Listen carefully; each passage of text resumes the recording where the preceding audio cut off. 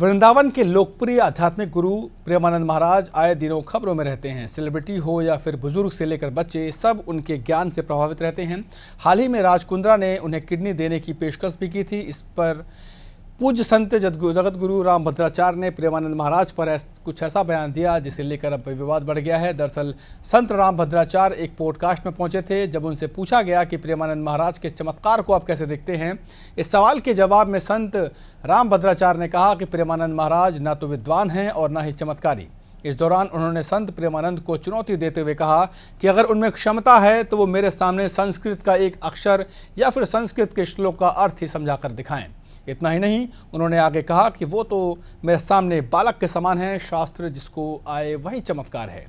हालांकि संत रामभद्राचार्य ने कहा कि मैं प्रेमानंद से द्वेष नहीं रखता, फिर कह रहा हूँ कि वो मेरे बालक जैसे हैं। मैं उन्हें न तो विद्वान कह रहा हूँ, न ही साधक या चमत्कारी।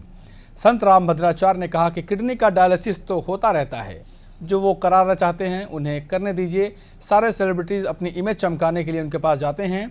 जैसे ही ये वीडियो वायरल हुआ तो सोशल मीडिया पर लोगों का गुस्सा फूट गया। किसी ने जगत गुरु को अहंकारी बताया तो किसी ने प्रेमानंद महाराज की तारीफों के पुल बांध दिए। वहीं संत जगत गुरु रामभद्राचार्य के उत्तराधिकारी आचार्य रामचंद्र दास ने इस विवाद पर सफाई देते हुए कहा कि जगत गुरु सबके गुरु होते हैं और सारी प्रजा उनके पुत्र के समान होती है। जगत गुरु की बातों को इस तरह से प्रस्तुत नहीं किया जाना चाहिए था।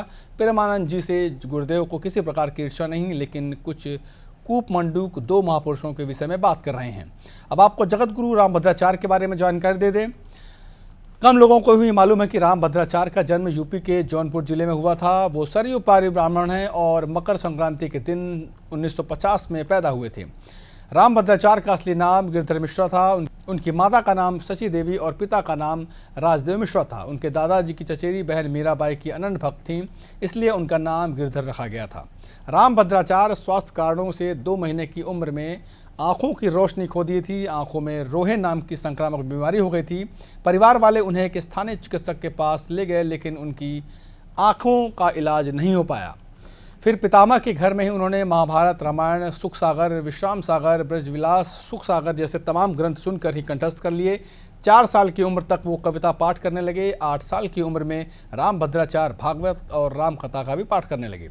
रामभद्राचार्य को उनकी काम के लिए पद्म भूषण से सम्मानित किया गया है। अभी का जो विवाद है उस पर कोई टिप्पणी करना ठीक नहीं, क्योंकि दोनों ही संत महान कार्य कर रहे हैं। लोगों की उन पर गहरी आस्था है।